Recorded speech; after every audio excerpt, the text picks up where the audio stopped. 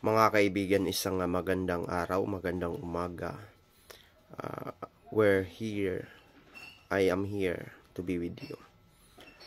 Thank you so much for all the things that we have in this universe. Magandang umaga uli sa ating lahat. Good morning to all the people around the world in different races and different cultures and belief in their life. That we are here, that these greetings from here in the Philippines. Mga kaibigan, only God in this life to protect us, to guide us, to asking favor of this universe. Why we are living, why we are sacrificing the things to be fixed in this life.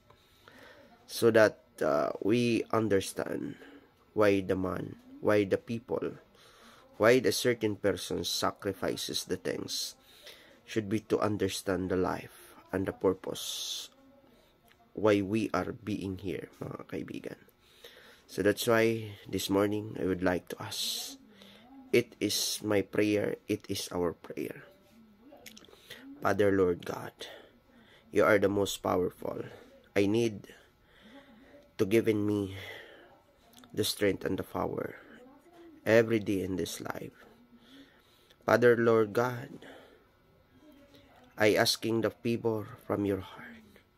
I asking the favor for this universe that I am living here.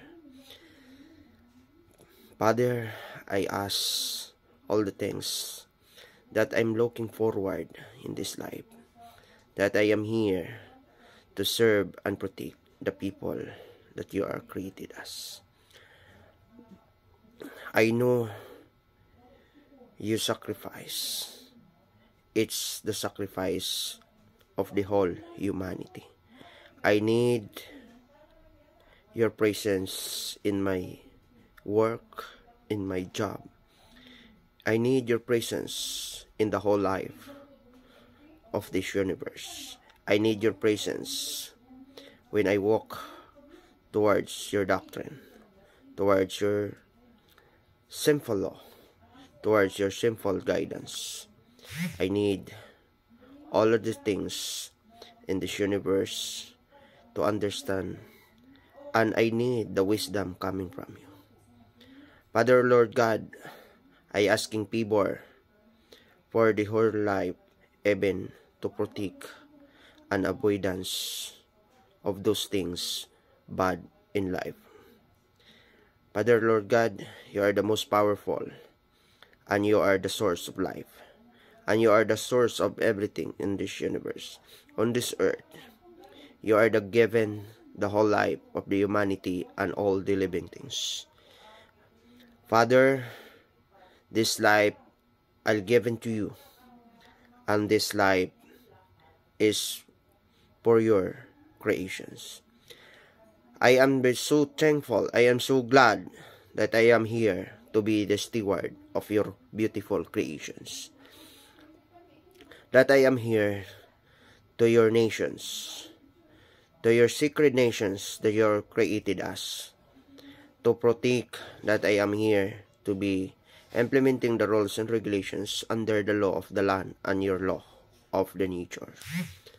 I am here to be in your nations created, to protect the people of yours. Ama po naming Diyos, maraming salamat po sa iyong biyayang pinagkakaloob sa akin. Alam ko po na ako po'y nagkakamali. I have a lot of things not to be fixed. But in your presence, I need to fix these all things. Father, Lord God, you are the most powerful.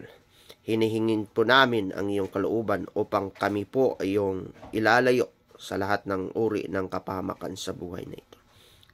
At buksan po, just to open the eyes of all the corrupt people of my country. Father, O Lord God, Ama po naming Diyos na makapangyarihan sa lahat, ito po ang tangi kong hinihiling. Na sana po sila po'y magsiservisyo sa bayan ng buong buo po. Hindi po para sa iisang tao, para sa iisang interes na kanilang sarili lamang.